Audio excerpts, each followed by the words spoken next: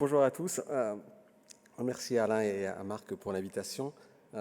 Donc finalement, je ne savais pas le programme avant et je me suis rendu compte que mon topo n'était pas si idiot que ça en fait. Puisqu'on s'est rendu compte au cours de la journée que si on veut réussir à développer des outils d'IA, et moi je suis un peu comme Pierre-Jean, je ne sais pas trop si j'en utilise ou pas, mais j'en ai pas vraiment peur en fait. Je pense que c'est des outils qui peuvent nous rendre service du moment qu'ils ne font pas tout à notre place, et je pense qu'ils sont très très loin de faire tout à notre place. Et donc si on veut que ça se développe, il faut de la data. Et de la donnée, finalement il y en a, mais c'est peut-être le nerf de la guerre. J'ai beaucoup aimé le graphique sur le coin de serviette, la courbe de hype et post-hype. Et moi j'ai un petit peu peur qu'on soit dans hype, puis après il y a post-hype, et s'il n'y a pas retour de hype, il n'y a plus rien.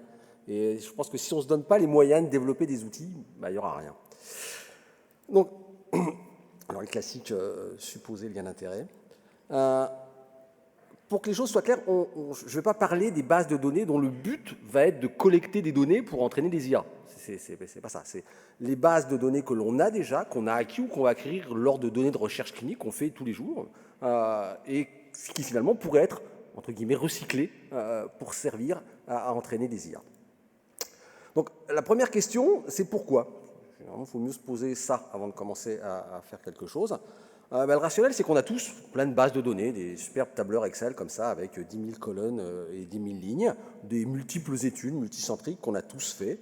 Et on a des images qui sont indexées, puisque le nerf de la guerre, c'est ça, c'est que les images elles soient annotées, parce qu'une image brute, ça n'a strictement aucun intérêt et aucune utilité, ou qui sont facilement indexables. Et puis à ces images, on a lié des données techniques et des données cliniques. C'est ce qu'on a là sur un CH. Et puis, de l'autre côté, on a le développement de ces outils d'IA, des outils qui utilisent principalement, enfin les algos d'IA utilisent principalement actuellement le deep learning, qui est une forme d'IA, qui est vraisemblablement une forme assez simpliste. C'est peut-être d'ailleurs pour ça qu'on arrive après à la maîtriser, qu'on l'utilise, les autres étant un petit peu trop complexes pour le moment. Mais le problème de ces algos, c'est qu'ils consomment énormément de données. Et nous, on aimerait bien voir ces outils et on a les données. Donc là, on a deux possibilités.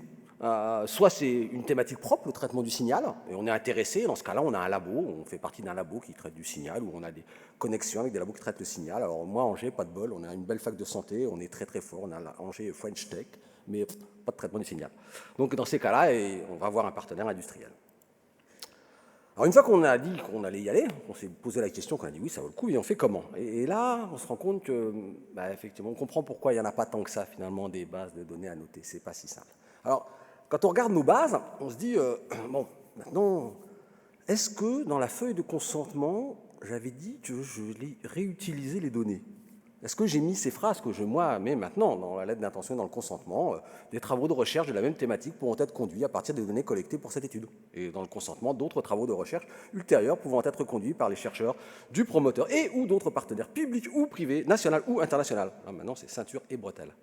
Parce que sinon, eh bien, toute nouvelle utilisation de la base va nécessiter une réinformation de tous les patients. Et ça, vous y coupez pas. C'est la CNIL, et c'est plutôt pas mal. C'est la référence, c'est la MR004, alors qui dit clairement, en particulier, les études portant sur la réutilisation des données. Alors, soit vous faites la nouvelle information au patient, soit vous allez essayer d'expliquer à la CNIL que non, c'est une exception. Là, vraiment, ça, vous ne pouvez pas le faire. Et au début, j'ai dit, mais je vais faire ça. Non, finalement, ce n'est pas la bonne idée, il vaut mieux faire ça, c'est plus simple. Je vous ai mis le lien pour aller voir, c'est très très bien fait, c'est pas une usine à gaz, hein, le site de la CNIL, c'est très très clair, et c'est propre, et vous pourrez retrouver toutes les informations que vous voulez. La deuxième chose que vous dites, mais finalement, ces données, elles appartiennent à qui? Alors, on fait tous des appels à projets classiques des GOS, des PHRC ou des ANR, c'est ce qu'on fait le plus en médecine, en radio, ils sont multicentriques. Alors on se dit tous, bah oui, les données, elles appartiennent aux promoteurs. Ouais, logique, hein. Quand on va demander à des juristes, c'est pas si sûr que ça. Il ne faudrait pas qu'il y ait quelqu'un qui ait envie de creuser. Parce que vraisemblablement, non, pas sûr, on ne sait pas.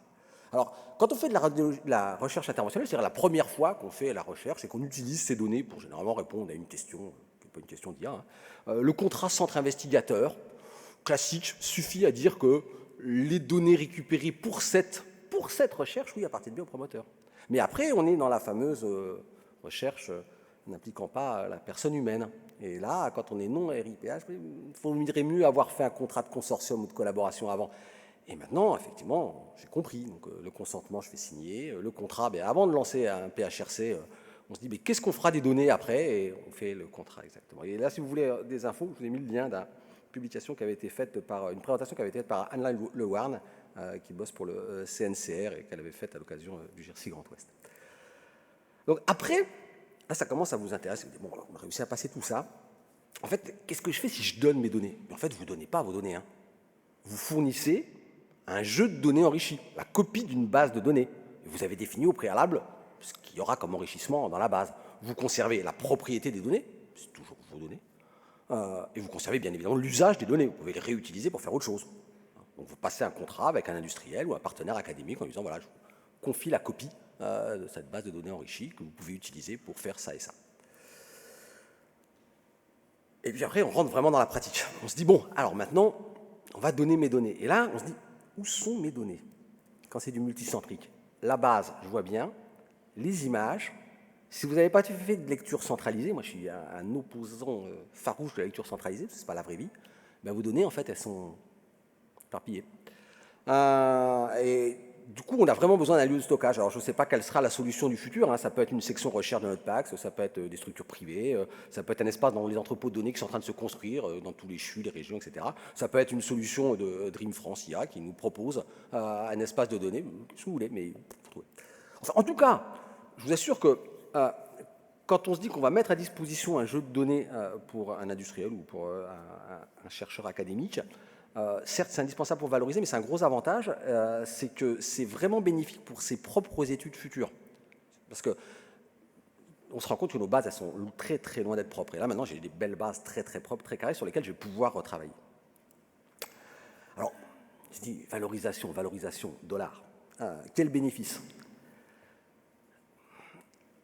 Coup de chance, Avicenne a présenté la semaine dernière une étude internationale qui a un gros benchmark, mais vraiment international, hein, il y a tout, les Américains compris, Nord-Américains et quelques pays asiatiques, sur les modèles de valorisation des données de santé. Et c'est vraiment très très complet comme rapport. Et je vous ai mis le site là pour le retrouver. Les choses qui sortent, c'est que la valeur de la donnée santé n'est pas connue, rien, nulle part. Personne n'est capable de la donner. Et qu'en France, on a un peu de recul, on manque un peu de recul sur la valorisation des données individuelles. Oui, mais comme à peu près tous les pays. Hein. Alors, ils ont défini, dans le benchmark, 6 grands modèles de valorisation possibles des données, au choix. Donc, il y a l'échange contre licence ou contre logiciel. Il y a le paiement des données, d'emblée, ou généralement à étape définie, parce que sinon, c'est un peu compliqué de tout donner. Il y a le pourcentage sur le chiffre d'affaires réalisé par la société qui vend ces données. Il faut être sûr que ça marche, hein, sinon c'est perdu les données. Il y a les royalties, pareil, il faut être sûr que ça marche. Après, on peut aller plus loin. Hein, si on a monté un truc fabuleux, on peut faire un joint venture et puis avoir des parts au capital de la boîte. Et puis après, on peut fonctionner dans un système de blockchain avec des tokens. Mais là, j'avoue que je ne comprends même pas le concept. Donc, ça ne risque pas de m'arriver. Donc, pour savoir, moi, j'ai choisi pour le moment d'avoir des licences sur les outils qui sont développés, parce que ce qui m'intéresse, c'est effectivement de les utiliser et de les évaluer et de m'en servir. Donc, les résultats du benchmark sont qu'il y a des valorisations financières qui sont plus ou moins intéressantes, mais avec des risques qui sont plus ou moins forts, et qu'il n'y a strictement aucune solution parfaite. En fait, l'idée, c'est de voir en fonction de l'objectif, de ce que l'on veut faire, de ce que l'on estime de ces données et de l'utilité qu'elles peuvent en avoir. Mais le seul truc dont moi, je suis sûr, au bout d'un moment, c'est qu'à un moment, il n'y a pas le truc fabuleux, il n'y a pas le truc génial sur lequel on va gagner des milliards et puis on va avoir plein d'outils, ça n'existe pas. Donc, il faut juste y aller, il faut se lancer, il faut en faire le premier, il faut se jeter à l'eau. Donc, en conclusion, on peut le faire, c'est pas si compliqué que ça. En tout cas, on a vraiment intérêt à y penser. Voilà, on a vraiment intérêt à y penser. Il ne faut pas s'affoler, on garde l'usage de nos données, on ne vend pas les données, hein, on vend une copie. L'intérêt financier ou d'usage, il n'y a pas de cours de la donnée en bourse, hein. On ne sait pas. Donc là, c'est vraiment ce que vous avez envie de faire. En tout cas, si on veut, et je pense qu'on doit, si on veut avoir des outils, si on veut qu'un jour il y ait des outils d'IA, il faut absolument qu'il y ait de la donnée.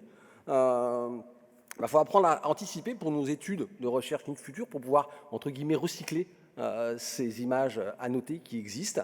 Et donc, il faut y penser dès le début, dès le départ, au moment du consentement, au moment des contrats de collaboration, et il faut prévoir le stockage. Enfin, Bref, il faut constituer des bases qui soient utilisables par tous. Voilà, je vous remercie.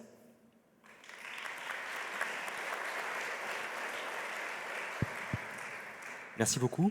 Est-ce qu'il y a une question dans la salle? Alors moi j'en ai une petite, c'est justement, à très juste titre, tu dis que finalement il faut qu'on arrive à un moment à mettre un coup sur les données, ne serait-ce que parce que les hôpitaux également attendent ça, à savoir comment finalement exploiter cette richesse entre guillemets, ou du moins la richesse qu'ils supposent avoir autour de ces données. On sait que finalement qu'on l'échange entre guillemets contre des parts du capital de l'entreprise, des logiciels à utiliser après ou de la collaboration plus intellectuelle, il faut quand même arriver à y mettre un prix en euros. Quelle est ton expérience là-dedans? Est-ce que tu penses que c'est quelque chose qu'il faut négocier au coup par coup? Est-ce qu'on pourrait éventuellement imaginer de mettre en place une grille, entre guillemets, de coût des données en fonction de la donnée elle-même, de l'énergie et du personnel nécessaire pour extraire par exemple les données du PACS, et puis bien entendu de l'énergie nécessaire aux radiologues pour les annoter, un peu à l'image de ce qu'on a fait pour la recherche clinique par exemple, avec les grilles de surcoût pour valoriser l'imagerie en fait dans le site de recherche. C'est pas la question facile. Hein. Que si Avicenne s'est cassé les dents sur son benchmark, il est peu probable que je donne la réponse. Mais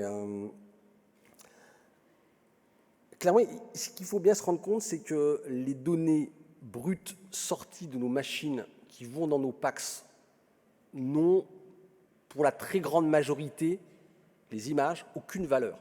Aucune. Rien. C'est du poids, ça coûte, ça rapporte rien. Actuellement, hein, ça changera peut-être. Actuellement, ce qui a de la valeur, c'est de l'image annotée par un expert qui nous dit ce qu'il y a dessus. Donc, cette image, on peut imaginer d'avoir une espèce de grille généralisée de valorisation en fonction de deux choses principales, du temps qu'on a passé à annoter ces images et de la rareté de ce type d'image, qui va en faire l'intérêt pour l'industriel ou pour le labo académique. C'est les deux éléments principaux qui font que la valeur. Après, le risque en se disant, voilà, en France, on établit telle grille de valeur, c'est que peut-être que nos petits camarades vietnamiens ou chinois vont dire, attendez, bougez pas, moi je vous la vends au 10e de prix. Et en fait, nos images n'auront plus de valeur. Et le contrôle de la qualité de l'annotation, de la labellisation d'une image, on l'évoquait tout à l'heure, mais vraisemblablement qu'à l'ouest de l'Oural, c'est à peu près propre, à l'est de l'Oural, ça l'est moins. Comment en pratique tu annotes tes images? Comment tu le rapportes? Alors, en fait, là, ce qui s'est passé pour les grosses bases, principalement, moi, c'est des bases de données de cancer du foie, hein, c'est des bases de CHC, on a des grosses bases suite aux études, toutes les études chic. Et chaque set d'image est donné avec sa localisation en segments. Donc l'industriel achète, fait lui-même la segmentation à partir des segments, et sur les quelques images qu'il n'arrive pas à trouver, la petite main n'arrive pas à remettre dessus, il nous les renvoie et c'est nous qui faisons. Voilà. Pour reprendre le schéma de Pierre-Jean où il montre l'IA qui est très forte en CHC, et vu l'ailleurs et le radiologue qui est moyen partout, tu as annoté toutes les lésions hépatiques que tu... CHC. CHC. Ah, mais la démonstration de Pierre-Jean, c'est la démonstration de l'IA parfaite. Hein. C'est-à-dire que c'est la connaissance moyenne d'un radiologue, avec, quand on est sur spécialiste, on a un pic de connaissance. L'IA, elle a un pic de connaissance. Mais elle a un pic de connaissance. Et puis l'IA, elle apprendra pour avoir le pic de connaissance à côté. Puis quand elle aura acquis 10 000 pics de connaissances, il faudra trouver l'IA qui permettra de lier toutes ces connaissances. Un petit peu de temps. Donc une annotation pour un objectif précis, vraiment, c'est pour une IA monotage. Oui, c'est ça. Mais je pense que si on veut des outils qui fonctionnent, des outils de détection, on en a besoin. Enfin, moi, ce que je dis toujours, c'est peut-être pas correct, mais aux internes, mais j'ai pas fait 10 ou 12 ans d'études pour compter des métastases. Enfin, c'est pas mon job. Clairement, c'est pas mon job. Donc moi, j'attends avec impatience qu'il y ait une IA qui puisse me compter les métastases. Que j'ai pas des heures à passer à compter les métastases, qui n'a vraiment intellectuellement aucun intérêt. Y a-t-il des questions dans la salle? Oui? Ah non? Non, je pensais. Pas de questions? La prochaine étape, c'est de trouver l'IA qui fasse la première étape, qu'il fasse l'indexation déjà.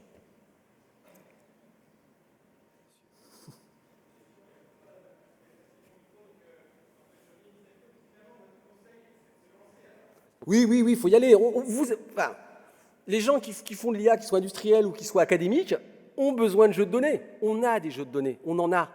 Et je pense qu'avec un minimum de travail, on peut les utiliser. Donc c'est du partenariat à monter. Hein. Moi, le partenariat industriel, il m'a aidé à mettre ma base de données au propre. Hein. Il m'a filé un petit peu de sous pour que j'embauche un peu de gens pour que ça soit propre. Et après, il y a une base. Donc je pense qu'il faut le faire. Et surtout, il faut y penser dans le futur. Parce que moi, je ne fais pas d'IA, c'est pas mon job. Ça me passionne pas. Honnêtement, je fais de la recherche clinique. Je vais continuer à faire des études de recherche clinique. Donc je vais continuer à avoir des bases avec des images à noter. Et donc maintenant, effectivement, je me dis, ah oui, mais celles-ci, elles pourront servir à d'autres. Voilà, il y a d'autres chercheurs qui pourront les utiliser. Donc je fais en sorte qu'elles soient utilisables pour les autres. Et qu'elles ne restent pas. On a parlé de collaboration tout à l'heure, c'est le mot, hein, le mot-clé. Bah, c'est ça. C'est que mes images, que mes bases servent à d'autres. Et pour ça, il faut faire 2-3 trucs avant. Il ne faut pas oublier, parce qu'après, quand il faut que vous renvoyez quelques dizaines de milliers de courriers à des patients, c'est pas cool. Hein. Très bien, merci beaucoup, merci Christophe.